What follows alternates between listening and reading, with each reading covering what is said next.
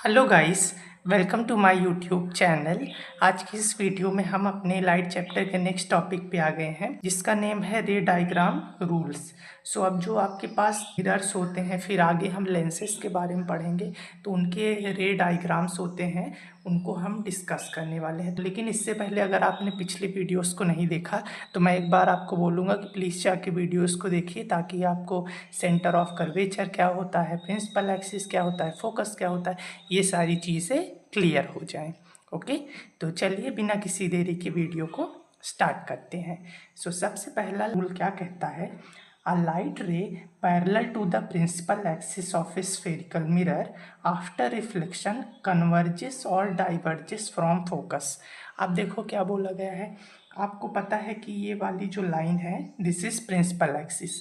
तो यहाँ पे अगर मान लो यहाँ पे इसके पैरेलल कोई लाइट रे आई, ऐसे लाइट की रे आई जो इसके पैरेलल है, ठीक है, तो ये क्या होगी, इस फोकस पे कन्वर्ज होगी या डाइवर्ज होगी। तो ये जो कनकेव मिरर है आपको पता है कन्वर्जिंग मिरर होता है, कन्वर्ज करता है, तो यहाँ पे फोकस पे ऐसे पाके कन्वर्ज हो जाएगी।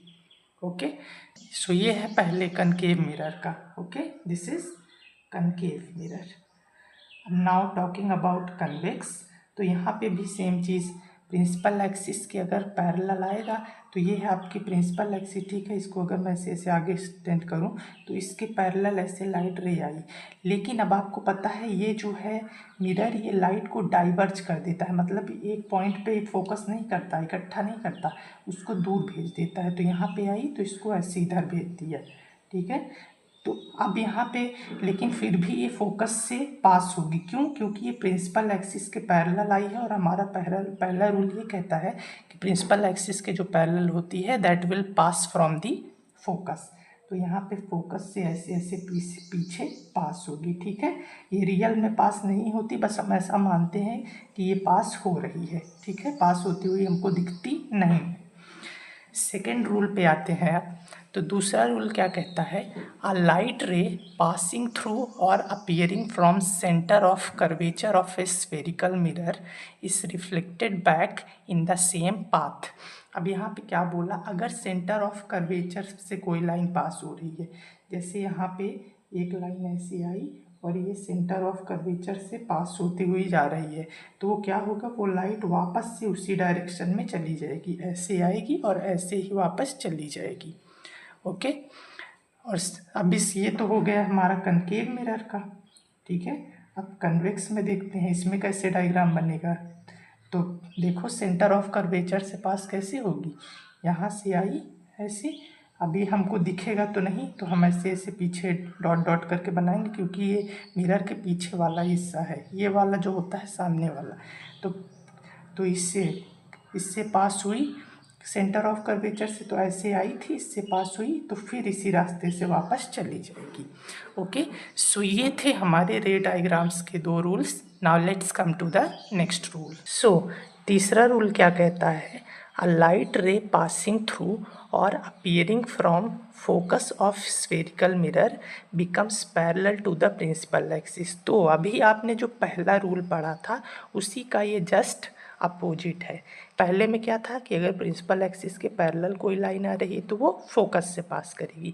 इसमें क्या बोला गया है कि अगर कोई लाइन फोकस से पास हो रही है तो वो प्रिंसिपल एक्सिस के पैरेलल जाएगी। जैसे कि यहाँ से एक लाइट रे आई यहाँ पे, ठीक है, तो ये देखो फोकस से पास हो रही है, तो अगर फोकस से पास हो रही है तो ये प्रिंसिपल एक्सिस के पैरेलल चली जाएगी। ओके,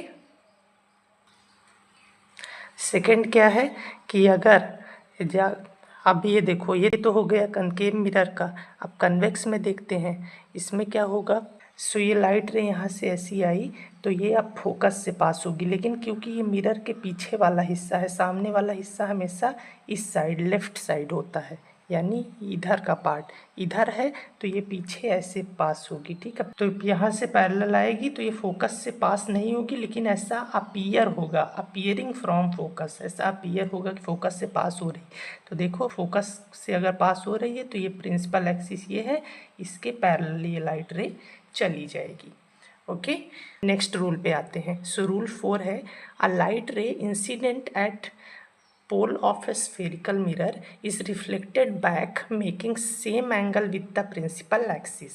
अब कोई लाइट रे मान लो ऐसे आई और वो यहाँ पे इस पोल पे आ रही है, तो यहाँ पे ऐसे पोल पे आई तो ये ऐसे ही वापस चली जाएगी, ये एंगल और ये एंगल इक्वल होगा। ठीक है, अब यहाँ पे भी देखो, जैसे यहाँ से आई और ये पोल पे हिट करा तो इसी रास्ते से वापस चली जाएगी। ठीक है, और ये जो एंगल है ये एंगल इक्वल होगा। ये थे हमारे रे डायग्राम्स के कुछ rules.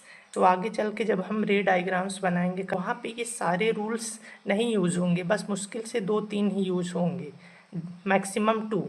Okay, so thank you so much for watching this video. अब मिलूँगा मैं आप लोगों से नेक्स्ट वीडियो में। Bye bye.